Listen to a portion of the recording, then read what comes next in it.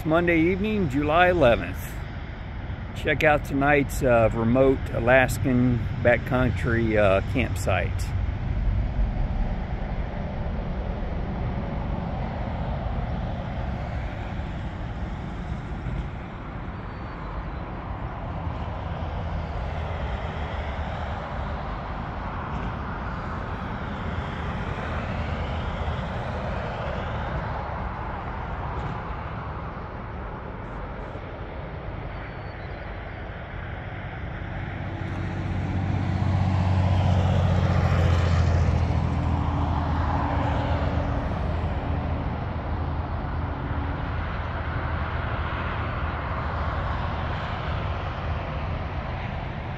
Yeah, it's not very remote.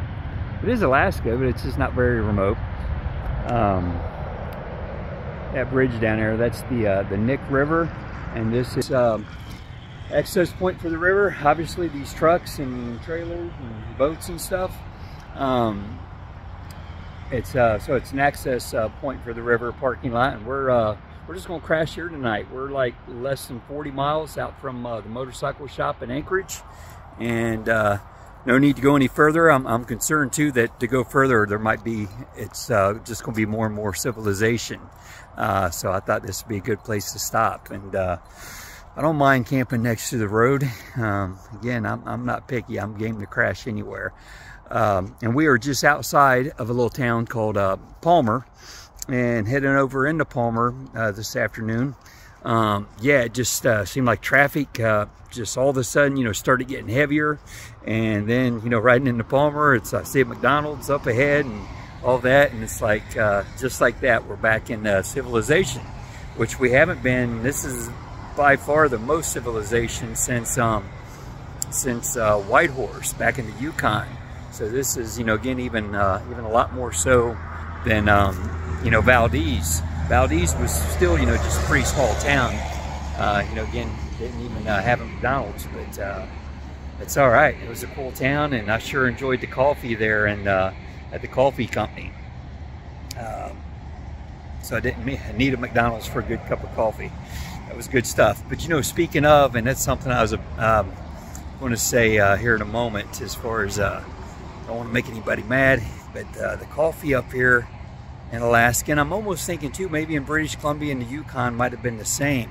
I've had some good cups, but then I've had a lot of cups that haven't been that good. And even though it's it's coffee and it's caffeine, and it's still black gold. And I guess some gold's just finer than others. But I enjoyed either way. But some of it just definitely has not been as good. And which brings me to my next point. Yeah, this morning I was only about 20 miles or so out, and just rolling, and all of a sudden, come up on this this area where there's a gas station, and this lodge. It's a lodge area, big cabin like type lodge, and catch a glimpse of a sign that says 25-cent coffee. And seeing that, I thought, all right, I got to check this out. I was definitely ready for a cup of coffee. Often I like to get a few more miles in, but knowing that we didn't have but around 150 or so to go today, I thought it would be a no-brainer to go ahead and stop for a cup. So I turned around and went back. Speaking of turning around, I'll turn the view back around here to old Zeke and the tent. But so I turned around and went back, and I went in there, and young woman, spoke behind the counter, and I think she wanted, maybe she asked if I, wanted breakfast, and I said, well, I'm not sure if I'm gonna have breakfast or, just a cup of coffee. And this older woman that was sitting there having her breakfast, she spoke up, and she said, something like, breakfast is good. And I thought, well, what the heck, again, short day, I might as well just go ahead and stop and eat. And it was a neat looking place, so I figured I would. And I did, and I'm thankful I did, because I had a really good breakfast. The young woman waited on me, did a good job, and just really nice gal.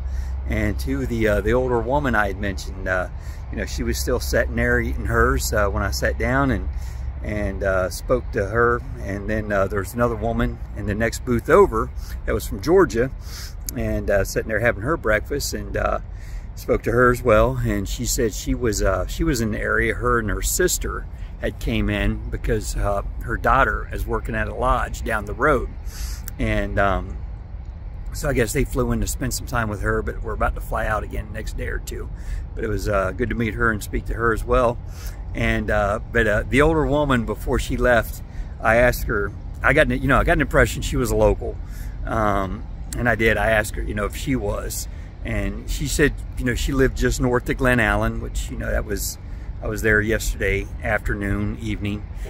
Rode through again, and just north of Glen Allen, but said she was down in that area for some doctor's appointments and some other damn stuff or something like that. So she was clearly quite a character, and just a neat older gal, and it was good to meet her. I just, again, just another person I've been blessed to meet on this trip that just memorable, just so many of the people I've met, I will, I'll never forget. And even it was just a brief encounter with her, but she was cool, and it was a pleasure to meet her. So yeah, I had that good breakfast. The lodge, though, if I didn't say, the place was called the Eureka Lodge.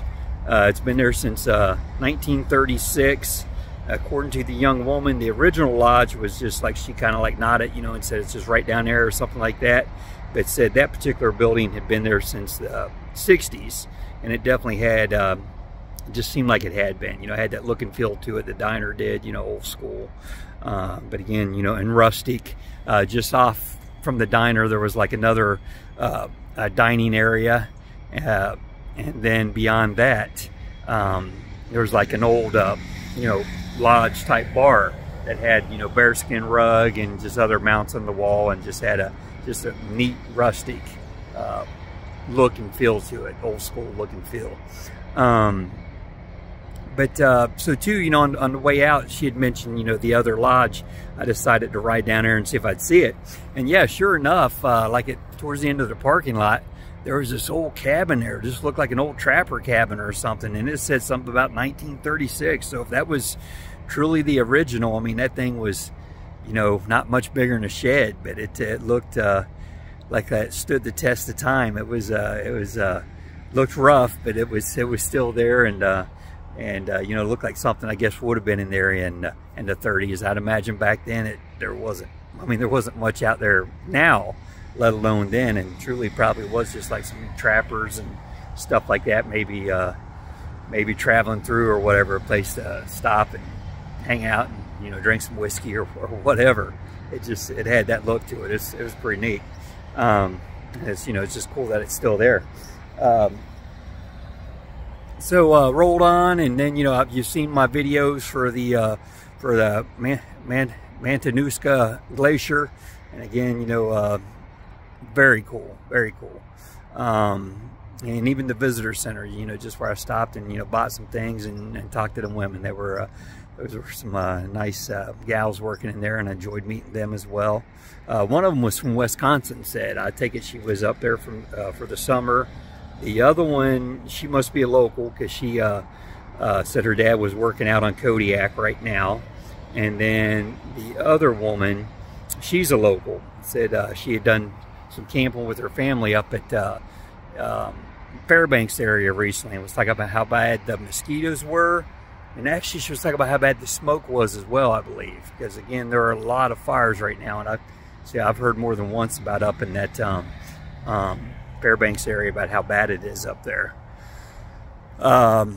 Let's see. So that rolled on, stopped at a place called General Store, and sat on the porch there. They had a big old long porch, so sat out there and drank a cup of coffee, and didn't get to charge. They didn't have any outlets or anything, but I did talk to my woman a bit, and text a buddy back home, stuff like that, and just hung out and spoke to some folks there too, of course, which, again, I enjoy. It's just such a big part of the adventure, and just meeting all kinds. And these were local folks, which is always interesting as well. well, I mean, it's all interesting, whether, you know, they're from out of town or local or whatever. I mean, just people, you know, clearly are just all different and unique and just interesting. It's just a blessing to meet you all. Yeah, rolled on from there.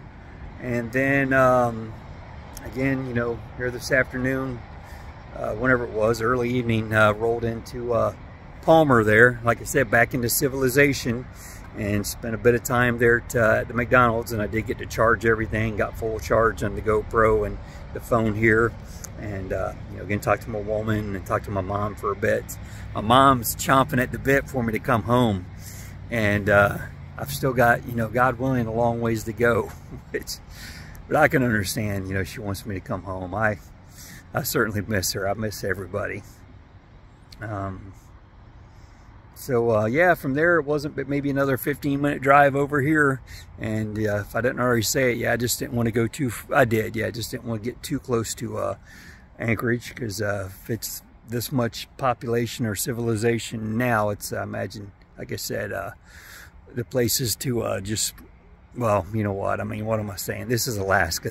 There's, between here and there, I mean, still, you know, 40 miles in Alaska, probably drive out of this town area, and it probably will become kind of remote again.